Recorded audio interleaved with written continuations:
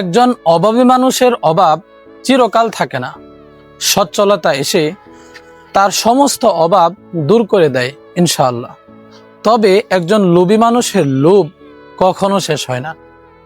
আপনি একজন লোভী মানুষকে যত বেশি দেন না কেন, দেখবেন সে সন্তুষ্ট হবে না, তার মন ভরবে না। কারণ লোভ তার অন্তরকে অন্ধকারে ঢেকে ফেলছে। সম্মানিত প্রিয় ভাই, লোভ করে কি হবে? বরং লোভ আপনার শান্তি নষ্ট করে দিবে, আপনাকে অশান্তিতে ফেলে দিবে। তাই লোভ না করে আল্লাহ সুবহানাহু ওয়া তাআলা আপনাকে যা দিয়েছেন, যতটুকু দিয়েছেন, তা নিয়েই সন্তুষ্ট থাকুন, রবের শুকরিয়া আদায় করুন। একটা কথা মনে রাখবেন, লোভ মানুষের নৈতিকতাকে ধ্বংস করে দেয় এবং তাকে পাপের পথে পরিচালিত করে। আল্লাহ তাআলা আমাদেরকে বোঝার তৌফিক দান করুক, আমিন।